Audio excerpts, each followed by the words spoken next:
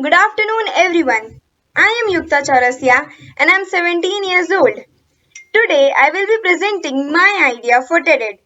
And my idea is why you need to hold on to your lame ideas. If we look up the definition of the word idea on the internet, we get multiple results.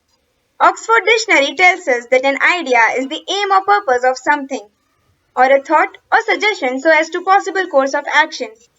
Now, the most important thing to notice here is the keyword action. An idea is not considered great just because it was conceived. It is called great because it was acted upon despite the problems it faced, the hate it received, and the destructive criticism it had to go through. So, what is it that makes an idea great? What makes it eminent? It's effort. You can put an idea into words, into action, make all your dreams come true, and change everything. All you need to do is implement the idea. We have so many names in the dictionary of people with great ideas. People like Elon Musk are no strangers to the world. But how did they become great? By squeezing and squashing their ideas until they existed no more? I don't think so. When we are children, almost all of us have, at least once, thought of doing something big, making an astonishing discovery, or inventing something extraordinary. But when we grow up, all those sparks fade away. What I want to say is that don't let those sparks fade away just because some idiot talked you out of it, even if that idiot is you, because most of the times that idiot is you. Let me tell you a story. We all know Stanley. When his publisher was done with X-Men and Fantastic Four, he wanted Stan to come up with a new superhero. Now Stanley knew that for a great superhero, a great superpower was needed. He then saw a fly crawling on the wall and came up with the idea of Spider-Man. He thought about it and decided that he wanted him to have the ability to climb walls, be a teenager, and have some personal problems. Now, when he proposed that idea to his publisher, the publisher told Stan that this was probably the worst idea he had ever heard. Firstly, people hate spiders. So, a superhero based on this probably would not make much of a positive impact on the audience. Also, teenagers are meant to be mere sidekicks. No superhero could have personal problems. So, just for his personal satisfaction, Stan Lee put an amazing fantasy feature Spider Man on the cover of a series that was about to be closed. A month later, when the sales figure came out, the publisher came running to Stanley and said, Stan, do you remember the superhero Spider Man we both loved? Let's do them a series. Now, that idea of a superhero based on an insect came out to be one of the best ideas ever, and Spider Man became one of the most beloved superheroes of all time. So, what can we learn from this incident? We learn that if you have an idea that you firmly believe to be good, don't let anybody change your mind about it.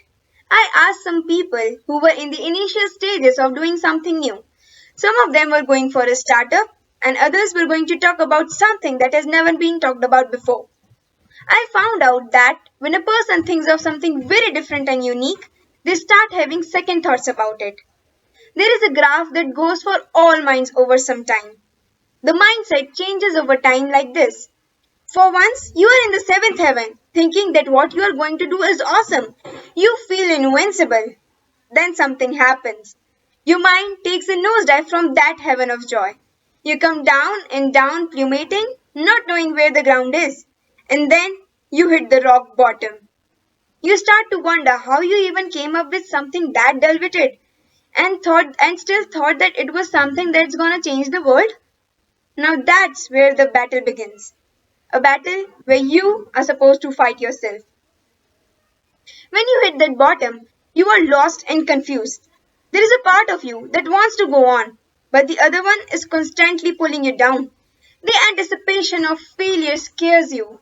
You are consumed by waves of self-doubt.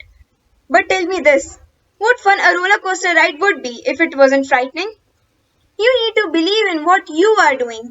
The more intimidating it is, the better. And believe me, if your idea is different and superior, it will scare you.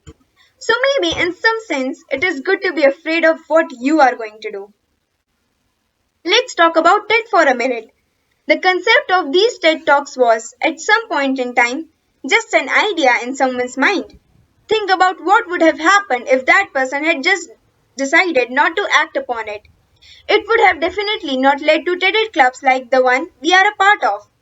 We would have missed out on so much exposure and knowledge that we have encountered through this platform. And I wouldn't be standing before you today talking about it. But that's not to say you don't need to be mindful of the depths of your idea. You should think about all the implications and the potential it carries with it. You should ask yourself, what would the world look like if this idea came to life? Or is the world missing out on something better without my idea? And don't forget to question your intentions as well. Because ideas can be bad. Ideas can be horrible. Hitler had an idea. So did Stalin.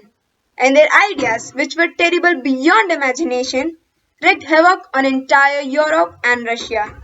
And yes, they did change the world, for better or worse. In the end, it all comes down to how firmly you believe in yourself. You cannot go half-heartedly at something and expect it to work. That's why your idea must be something that grips you. Because only then you will be able to work on it with your full potential. That is when you put your heart and soul into it. And life is too short to be afraid and not do something great that you know you can do. There comes a time when you have to make a choice. Take your idea and offer it to the world, or do nothing about it. The latter is not bad. There have been plenty of people in every generation who made that second choice. And by plenty, I mean almost all of them. And they lived good, comfortable lives. But nothing about that is extraordinary. A college professor once said, if you don't say what you think, then you kill your unborn self. So put your idea forward. See where it takes you. And who knows, maybe along the way, you'll come up with something even better. Because in the end, it all starts with an idea. Thank you.